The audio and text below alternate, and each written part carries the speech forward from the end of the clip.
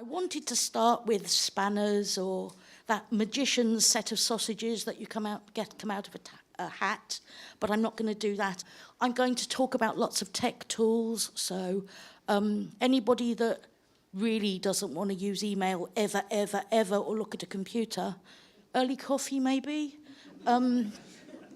Okay, don't be afraid of the tech, and don't be afraid of taking it with you. There is pretty much an app for everything. But I'm not here to talk about mobile phones. I'm here to talk about lots of other things. And my first favourite website is the Internet Archive, because some of these very clever people in the States have taken a complete copy constantly of everything that goes on the internet, and you can find it. And if it was on a website and that website's been taken offline, you can use the Wayback Machine, which is part of the Internet Archive, and that's, you can go back to a website that was there 6 months ago, 6 years ago. I won't say 66 years ago, but not quite that long. We didn't have an internet, but you can go and get historical versions of websites. So if the thing that you've been looking for has gone, you can now go back and find it. And they've got all sorts of stuff. I was going to say my talk is vaguely about alphabetical order, but it varies quite a lot, so just to keep you on your toes. So there are loads of things available via the Internet Archive. The next letter A I want to talk about is Avatenu. Not just the publisher of all those amazing volumes that we've got in the JGSGB library, but Avatenu the journal, and not just the copies that you can buy for £1 a piece on the bookshop at the back. But Avatenu journal is very much underused. We have it in JGSGB's library.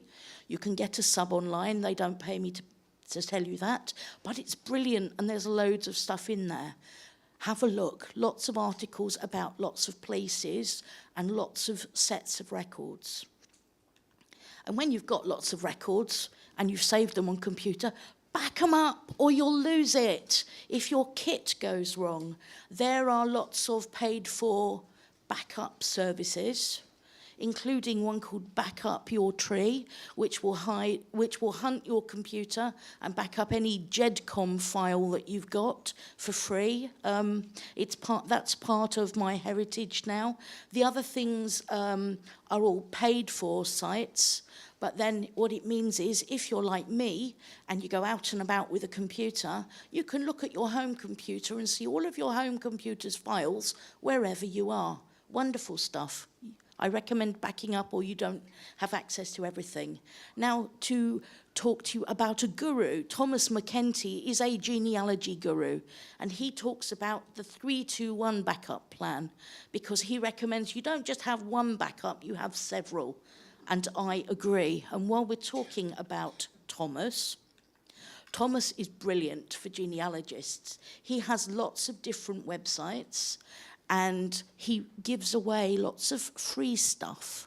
Now, I think the handout, I've probably put 5 of Thomas's websites on. I've met him once. He's the guy that gave me the Keep Calm and Cite Your Sources badge. He does lots of interesting things, so that's Thomas. Let's talk about blogs, letter B. There are loads and loads of blogs around. There's probably a blog for everything. Absolutely not just genealogy. So if you do car maintenance in your spare time, I like to read lots of blogs, but I need to read them all in one place.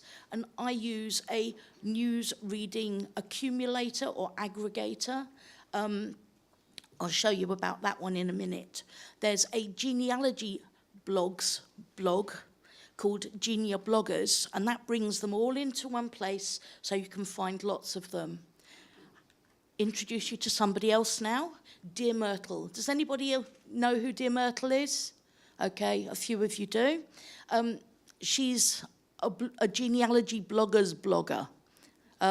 It's worth having a look at what Dear Myrtle says. She's active. Anytime there's a new type of technology or social media, she's usually onto it pretty quickly. So that's to introduce you to her. And she runs the Genia Bloggers tribe. So she gets her badge, or that badge, onto all the genealogy bloggers' blog pages. Okay. enough of the teeth problem. Let's move on to my bringing all the blogs together to read them in one place. So Feedly is supposed to be the best of all of them, but there are lots of others. And I should say, for everything I recommend to you, there are lots of other alternatives. And sometimes there are free versions, and sometimes there are paid versions. But I'm going to leave this has stopped echoing. Does it still work? That's good. But sometimes you need to try a few different ones out to work out which of the tech tools are the ones that should be the best for you. If you're thinking of doing your own blog, the two biggest versions or websites to help you would be either WordPress or Blogger. Choose one, the other, or both, up to you. Next thing I want to mention, our education program. So I do a genealogy webinar every month for JGSGB, but lots of you don't ever attend or aren't, or perhaps you're all busy on the third Thursday of the month. If you've got a genealogy brick wall, we had a session on brick walls. It will come round again in due course, but I just thought I'd mention it while we're on B.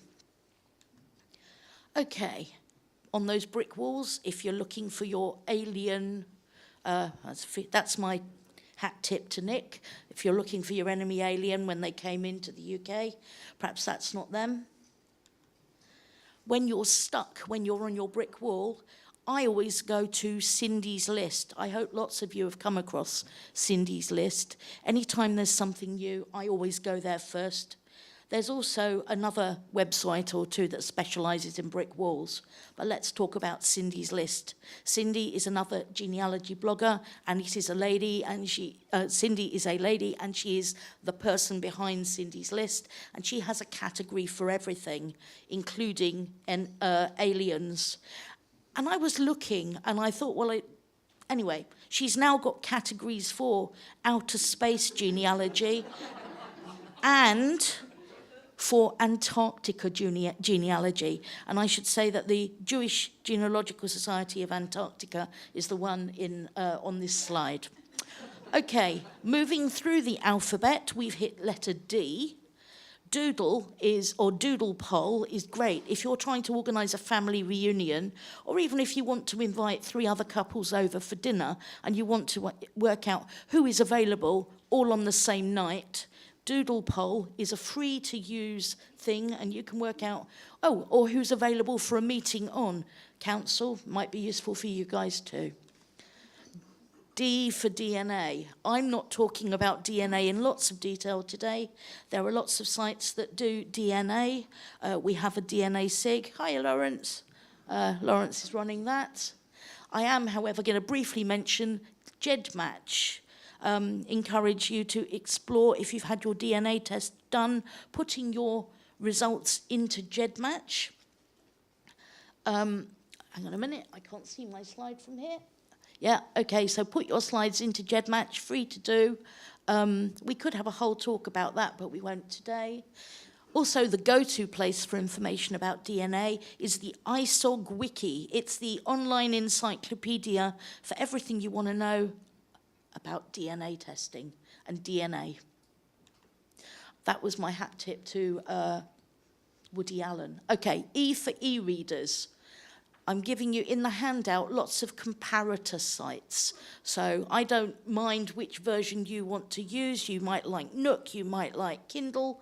There are lots of types. Let's move on to E, the auction website. Nick said he bought something about Liebau on there. Yep, you can get lots of old postcards for your old shtetl. You can see what it looked like. It's nice to add extra info into our family history.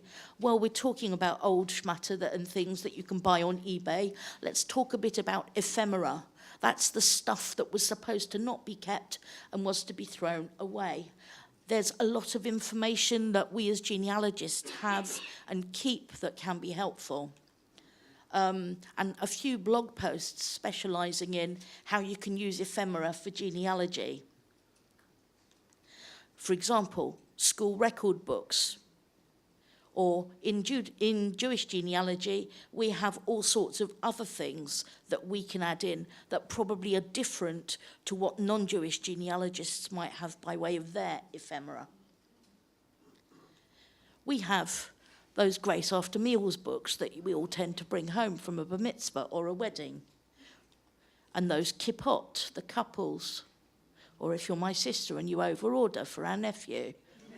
Everybody's got them, and then some, and a whole drawer full. Okay, a bit of German Jewish stuff. The Torah Wimpel, the binder of the Sefer Torah, traditionally in German Jewish households, they are embroidered from the washed and laundered cloth that was used for a bit of mopping up at the baby boy's Brit Milah. Who knew? It's a thing in German Jewish genealogy. Another ephemeral, well, perhaps not throwawayable, but thing that we do is plaques in synagogue.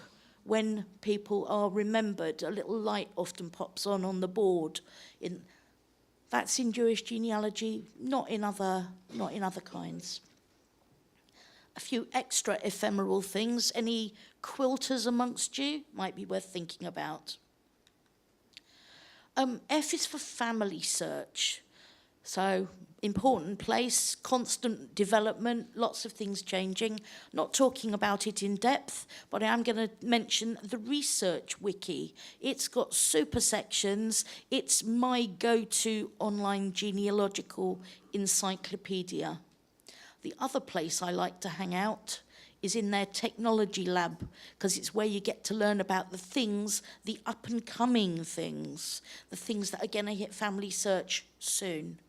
Definitely worth hanging out in there if you're into tech. Family search has got a wide variety of different topics. If you don't look in the research wiki, you're missing out. It's how to find all the different records.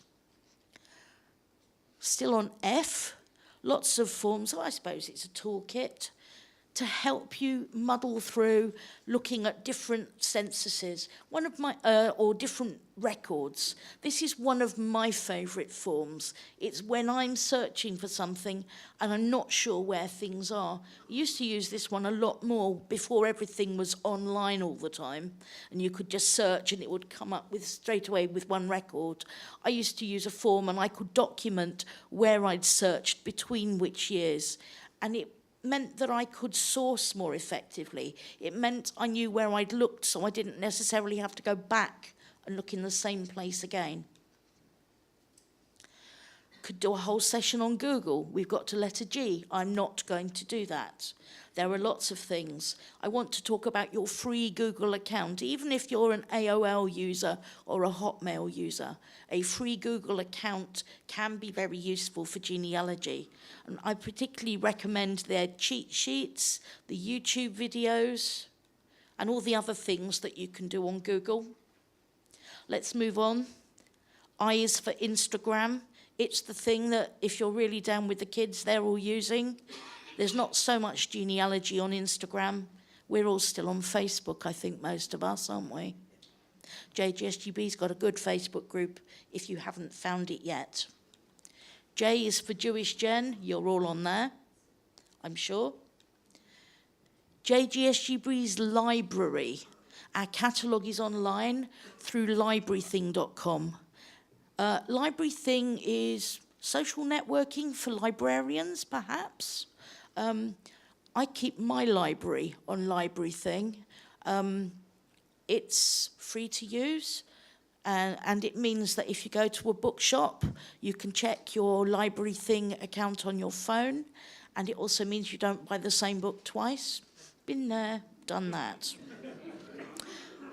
M is for maps. We all like using maps, and thanks to Mark for this hint. This is maps from the National Library of Scotland, where you can put the old map next to the new map. Often very helpful, particularly for those East End of London places that have disappeared. It means you can see the same place. Anyway, Mark can teach you how that one works, because I haven't quite mastered it yet. But we do have an education session on directories and maps, so I'll get there by the time we do session 14. M is for Randy Majors. That isn't a descriptive term. He's got a really good website with all sorts of useful things on it. I find his website useful, so I thought I'd tell you. M is also for mind maps, and the guru of mind maps and genealogy is Ron Ahrens. Ron is a friend of JGSGB. He's joined us at Who Do You Think You Are exhibition, and he's also written a book on genealogy and mind maps. M is also for Morse, Steve Morse. If you look for Steve's website and you find the one with the heavy metal guitarist, you have gone to the wrong Steve Morse. Steve's website has got all sorts of useful things, and it's the place where a lot of the SIGs are putting their records before they can get them uploaded onto Jewish Gen, because Jewish Gen's a bit slow sometimes. N is for newspapers. Again, we could spend a whole session looking at newspapers, but I'm not going to, so we will move on. N is for notes and being organised and note-taking. Now, people tend to be either an Evernote or a OneNote fan, and I aspire to use Evernote. I don't always get there, and a lot of the genealogy people that I like to follow and learn from use Evernote. OneNote's the one that most of us have if we've got Microsoft stuff on our computer. Evernote's, I don't know, seems to be used by a lot of very well-known genealogists. I leave trying and testing to you, I think. P is for password manager. Have you got a notebook that you leave next to your computer with all your passwords written in it? Okay, there are lots of password managers. You have to pay for some of them.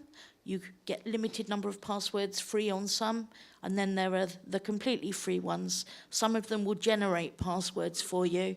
Sometimes you get a password manager bundled with your antivirus software. I'm hoping you're all using antivirus software. Jolly good. P is for photos.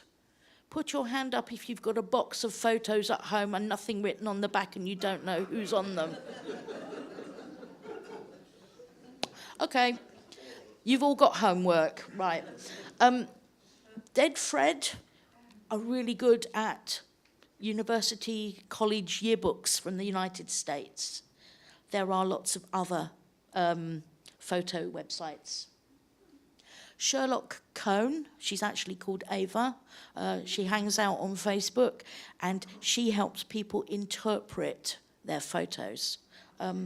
She does quite a good line in American politics as well, so perhaps don't say the wrong thing anywhere that she might comment. The photo website that gets most use is Flickr, but it's not the only photo website. So there is also Pinterest, and indeed HistoryPin. Now, I should commend the St Albans Synagogue for their use of HistoryPin, which is essentially similar to Pinterest for historians and genealogists. And right now, there's a lot of things going on in 100 years from the end of World War I, all over both Pinterest and HistoryPin. But they're really useful places to bring a whole load of photographs together. Saving things. Gone are the days where we'd like everybody to fell trees and print a copy and save it. Okay, our ink probably doesn't evaporate in 6 months. Everybody here will remember the old fax machine that when you went back to it after 6 months, it had gone. But these days we can do printing to PDF. Or tools like Qt PDF gave Microsoft good hints. And Microsoft included print to PDF as a free in their kit, so I recommend that, but I would like to ask everybody to do one thing. I do a lot of disability work, and anybody who's ever received an email that they can't read would know how frustrating that is.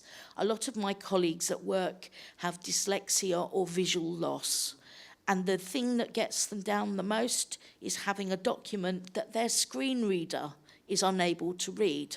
So if you've ever had a PDF sent to you and you wanted to borrow the text from the first paragraph and all you get was a big blue rectangle that moved around, that PDF document is not readable by people who have dyslexia and use special technology.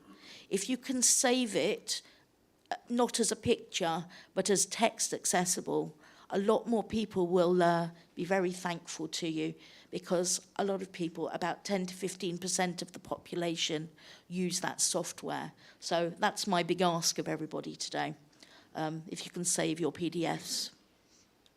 Another tool, project management, or how to organise an article I'm writing, or how to organise a bit of family tree research. Trello. It's free and it's really great to organise little projects. There are other project management software does exist, but this is one that I like. While we're on P, practising safe computing. I recommend Hal Bookbinder's series of practising safe computing. He's up to, I think it's 37, so I wrote this last week, he just published another one. But you can always see his, well, you'll have the URL on your handout anyway. So Q is for questions, ask questions, write notes, write down the source of where you get all the information from. Really important to source. If you're researching, keep a log of what you're researching. I like a research log. I aspire to use them more efficiently. S is for scanning. I have a Flip Pal. They don't pay me to tell you how good it is, but it's brilliant. It's about 12 inches long by 8 inches wide, and it's easy to take out with me. So if I'm visiting an elderly relative and I want to take copies of the photos they've got, yeah, it's great. You can sit there talking to someone and be scanning. Perfect thing to use. I recommend those. Screen capture. If you see something in front of you on the screen and you want to borrow it. Well, we probably all used to use Microsoft Paint, and they're apparently phasing it out. And then we all migrated to the snipping tool, and that's going.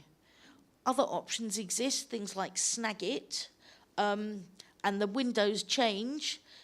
They've just put something up in the last couple of weeks that the Windows capture or snipping tool is going to be phased out in its current format in favour of something different.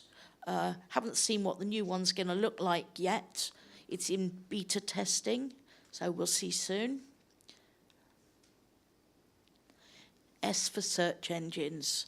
There are lots more than just Google, although lots of us do start off with Google, and Google in lots of different languages and countries will bring you different things. From a genealogy perspective, Million Short will take the first million searches and then move them to the side and bring you some of the less frequently seen websites. That can be useful, particularly if you're looking for obscure things. And of course, Cindy's List, that's got a whole heap of different search engines. Sharing and storage. So you've got your information on your computer and you want to send a really big file to your cousin who lives in America. How are you going to do it? Probably via Dropbox, but there are other options besides. Look at the other options. Use all of them, because eventually you may find, unless you buy space, you'll run out of space. So that way you can use 4 different ones all at the same time. S is for social media. There are lots of different kinds of social media. None of us has enough hours in the day to use all of them. And if you're like me, occasionally you fall asleep at their computer. I did. The big one is Facebook. There's a woman in the States who's written a handout on genealogy websites on Facebook, because there are lots and lots of them. I'll put that link, or that link is in my handout from today. There are some specifically genealogy social media sites. Genealogy-wise, when it first started, was going to be the taking over from Facebook for genealogists, but it never really caught on particularly, nor did Relative Finder, but still they exist and still they're useful. Sourcing, because as good genealogists, we all source our data, don't we? All the time. We didn't when we were new genealogists.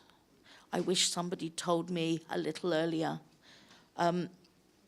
We want to source our data so that when we share it with other people, they know where we found the information and they can go and check it. Not that they don't believe you, but so that they can see it too.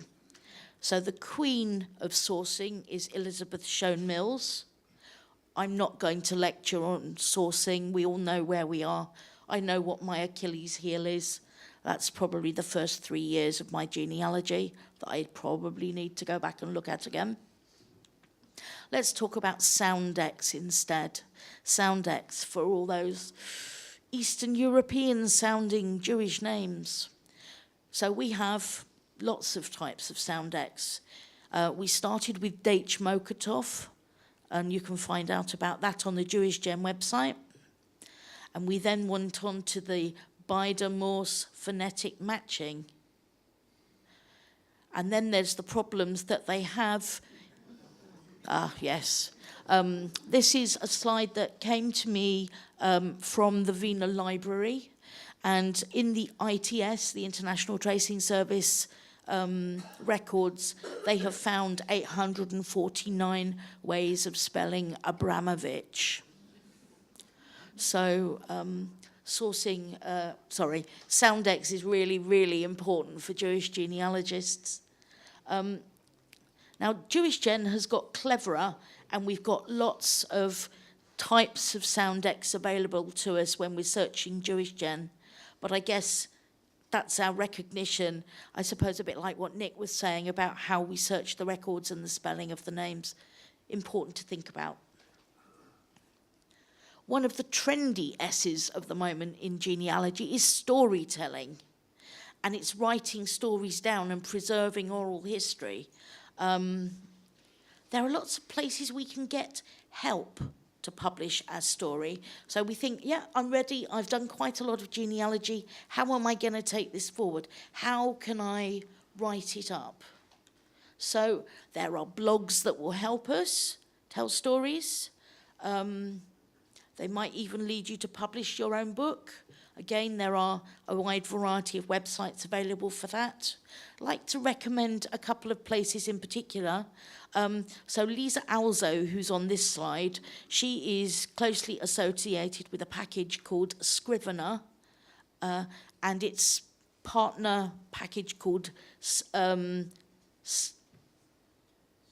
Scaffold, yeah. And they are paid for, but they are basically software packages that help you gather your facts, sort them out, structure things, move them around. So any budding authors, I recommend them to you. Surveys. If you write a family magazine and you want to survey people, well, there is SurveyMonkey, but there are also lots of other survey tools that you could use. Who knows, JGSGB, maybe we could even do a SurveyMonkey follow-up feedback on conference instead of a page on each table, or chair rather. That's surveys. T is for transcription and indexing. That's the giving back bit of genealogy that we hope everybody aspires to do some of at some point. If you've come across a new source, bless you, and that source hasn't been indexed and it's a book somewhere, and maybe we can create an index out of it and work on it together. Well, CSI is the transcription and indexing tool that Benet Feldstein, based in Salt Lake City, a Jewish genealogist there, she created that, and it's really a good one to use. So maybe JGSGB can do some transcription projects. Also for T, a timeline. I find timelines really useful. It's about how to work out the facts, and see where someone's voyage was. Look at the changes in their name, for example, all sorts of things. And in looking at my slide on timelines and seeing tree lines there, that is the company set up by Tammy Hepps of Pittsburgh from the Jewish Genealogical Society there. And I know seeing her yesterday photographed outside the synagogue was, I don't know, I don't have words about what happened yesterday, but I was thinking about that when I saw I included that in the slide. Twile was an award-winning company at Roots Tech in their Innovators Challenge a couple of years ago, and I think it's been purchased now by Find My Past, so you can use the Twile software free as part of a Find My Past subscription. Translation, because not all our families were English speaking. There are lots of different translation tools for use on computers, for use on your phone. I shall say no more about them now. Twitter. Everything you've ever wanted in 150 characters or thereabouts. Oh, it's 280 now, yeah. Okay, it's grown. Anyway, Twitter. I'm not a big tweeter. I do some. But lots of genealogists are on Twitter. V is for videos, well, or YouTube.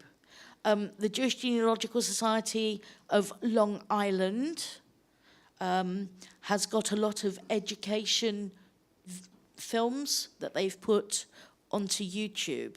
I think they take usually about 8 minutes to watch each film, really helpful, particularly if you're looking for United States research, but they don't just stick to US research.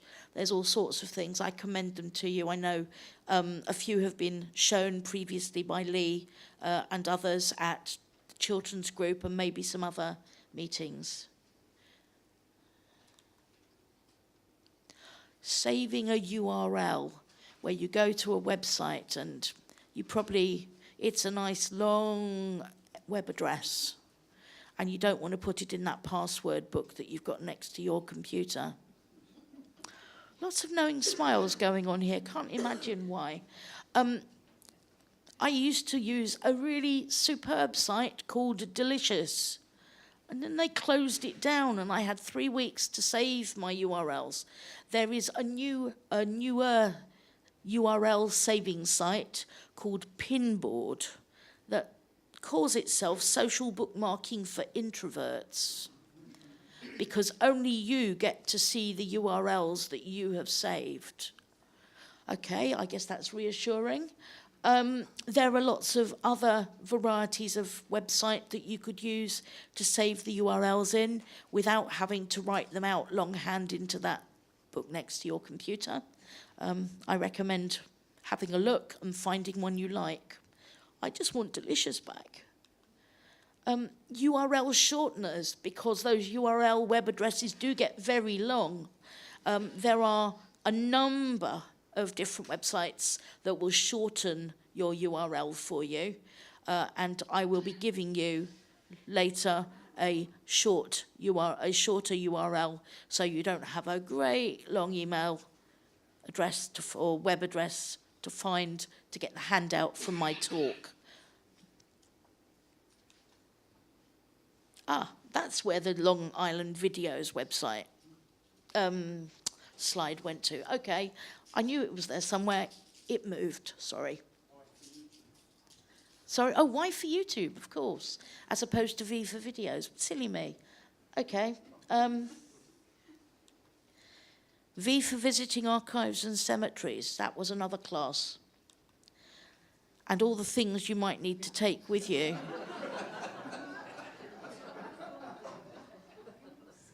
Well, you might. You know. Particularly important, the antihistamine cream. Is that right, Lee? I remembered. Okay. A bit of non-tech stuff. The yellow plastic thingy. The yellow plastic thingy is one of those acetate folders, invaluable. For some reason, and I don't know why, someone told me about this many years ago. If you put a yellow plastic sheet over difficult to read handwriting, somehow it makes the darker bits stand out and it makes it easier to read.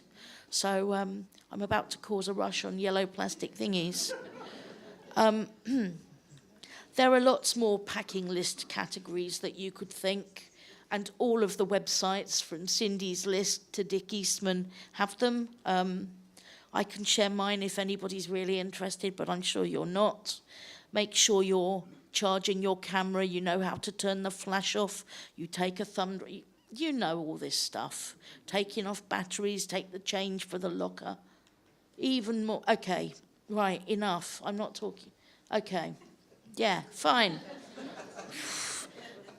Make sure you've got a jumper for when it's cold. I'm cold. Make sure you take pencils to archives that don't have an eraser on the end. Have you ever been to Kew and seen the box of broken off erasers as you go into the... Yeah, lots of nodding. Okay, fine. The really useful one, strips of pre-cut paper to lay along the edge of the book that you're taking a photo of when you go to the archive, so you can source in the picture as you go along. That's what all the scrap paper laying at an archive is for. It's not to give you a bookmark, it's so that you can write on it. When you take your photo, you've got a photo, and that photo's got its source in it. Wonderful stuff. W is for webinars. I've been plugging the JGSGB Education webinars. If you are an aspiring webinar presenter, I'd love to talk to you. So far, it's only been me. I would be really happy if somebody's a specialist in a particular area to have you give one of our webinars in the next circuit of JGSGB Education. Come and talk to me later on. JGSGB are not the only organisation, or is not the only organisation that runs webinars. There are lots. There's also a blog for genealogy webinars. So many more than JG, not enough hours in the day to visit all of them. Okay. Somehow my alphabet went a bit awry. My W is Wordle. Now, I've used Wordle as a slide to put all the names that I'm researching, and I'm told teachers like Wordle, so if you're a teacher, it's quite good for the kids in the class. You can change the colours, change the size, whatever. Anyway, free. There are lots and lots of handy tools for genealogists.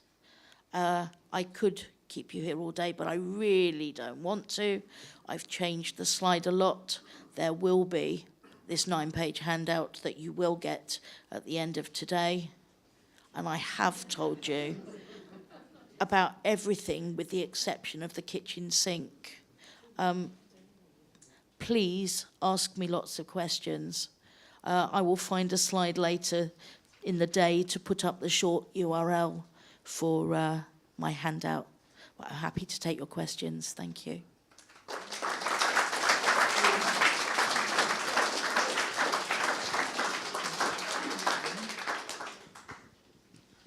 Questions for Jeanette?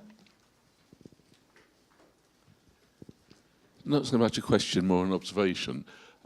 When you save something as a PDF, if you try and enlarge it, it doesn't get any clearer. The image dissipates. Whereas if you save it as a photo file, you can actually zoom in on it, and it's particularly useful for things like passenger lists and census records and whatever, where you're trying to decipher that legible scrawl. Yes, I don't disagree. My thoughts about saving things as PDF are things that have got lots of text on that you might want to share with people with the typewritten stuff rather than an image of a document. But yeah. Does the FlipPal scanner thing do up to A4 size? Yeah, it comes complete with some what they call stitching software, so you can actually go mega-sized, bigger than A4, and scan it in bits, and then it will knit the images together. So it can be really useful for maps and things. Okay, thank you. Any other questions for Jeanette? Hi, Jeanette. Great talk about, I know about half of those things. I use about 10% of them, but it's really good that you said about the others. I've come across some cassettes recently where I've recorded members of my family that I've, had conversations with, some more raucous than others. And I did consider having them transcribed, digitized, and I thought, but then what am I going to do with it?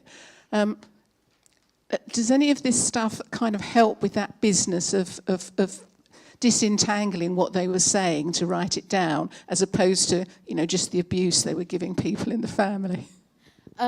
Nothing that I've mentioned on there does, but there are companies that do that kind of thing. They're the same people that might, take somebody's wedding film and put it, initially they put them on video and then move the video to something else. I think it's because the tech tends to renew approximately every so many years. But that sort of a company will be able to take a cassette and turn it to something digital.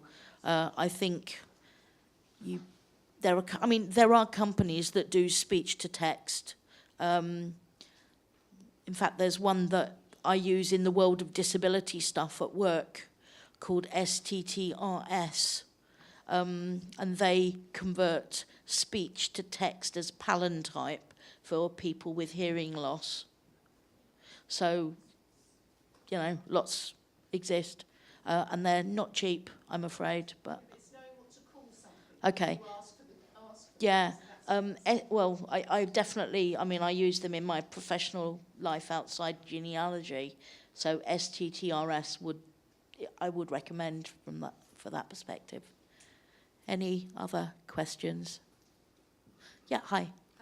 I just wanted to observe, you mentioned about unidentified photographs. I'm just in the process of setting up a Facebook group for that. There was some discussion with somebody else, and we're just in the process of setting that up, and we'd be happy to receive anybody's unidentified Jewish photographs. Once I'll have to. We only haven't decided on a name for it yet. That's going to bring most. Can I ask a question about what you've just said in terms of copyright of the photos? Yes, we're going to put a note on about that, but it's only going to be up to a certain date. Not going to. Be. Okay. Yeah. Thank you. Lee, where are you going with the Any microphone? more questions? Quick one while I'm walking. Do you have a DNA toolbox? Sort of, kind of. I have a DNA toolbox, but I wasn't talking about that today. Start with GEDmatch, DNA Land, DNA Painter, and there's a few more, but my mind's just gone blank. Hello. Just wanted to add something about the photos.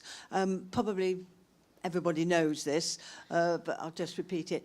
If you send photos to the V&A, and they can then tell you roughly the year that those kind of clothes were worn, I've solved a family mystery on that, in being able to differentiate between two Henry Cohens by whether they were the father, the son, or the grandson, actually, all of them, by the years that those particular clothes were worn in. Okay, thank you. That's a new one. Oh, okay, Peter. Peter Harbron? Firstly, I'd just like to say that your webinars are extremely helpful. I've been attending them for many a couple of years now. I have two comments on them. They would be even more helpful if we could record them, because what often happens is your narrative is very useful, and then up comes the file with all the links, and it's just a list of links. And that I went through a stage when I actually tried to print every single page of it, and it got a bit boring after a while. And so, is there a method of recording them for subsequent use? They are recorded. I have all the recordings, and at this point I try and pour cold water all over the Society's webmaster. Because I can, because he's my husband. They're very, very large files. So we have got some of the older circuits of our webinars. Are they not up there? More cold water on the webmaster. Okay, they're too large to be able to... GoToWebinar records them, and they save to my computer. We need to find a way, JGSGB Council. Can I interrupt? So this is something I'm working on, which is a YouTube channel for the JGSGB. So we have actually, just as an experiment at the moment, taken some of these recordings, put them on YouTube, and we'll figure out a way to make this happen in the next year. So there's a promise from Lee, and you can throw eggs at me at the next year's conference if it's hasn't happened yet, but it's high on my priority list. Okay. Another question? Oh, lady at the back.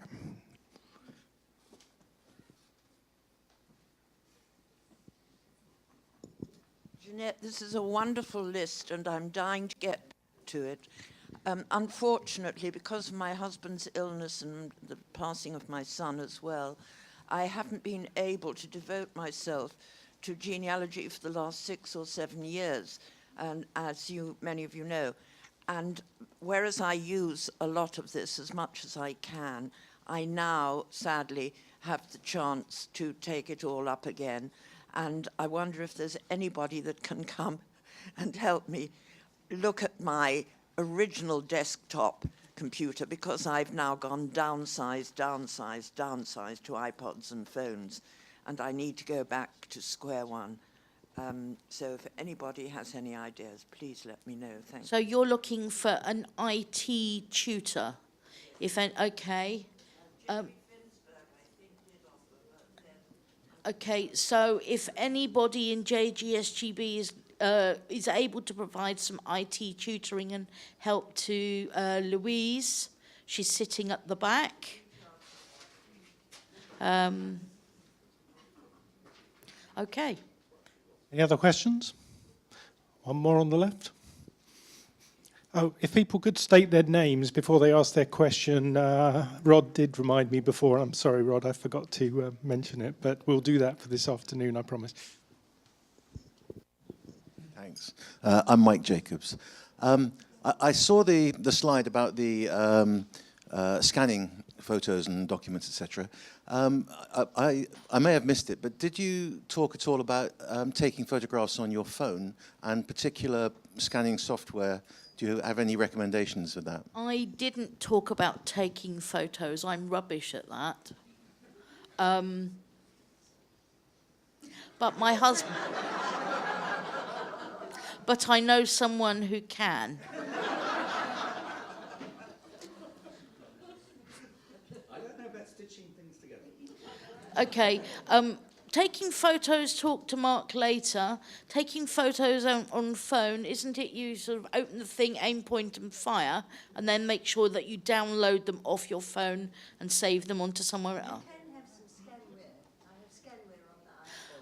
You can scan on your phone. You can also use a QR code, which is those little square things with, it looks like a crossword, and those work quite well. Those take you quickly, if you scan them, to a particular website for a company whose QR code or map it is. And yes, there are some gravestones with QR codes on them. I'm not an expert in taking photos. I know that people say is it the largest possible quality resolution of files for the largest, is it DPI? I'm out of my depth on photos. Okay, I'm not a photographer.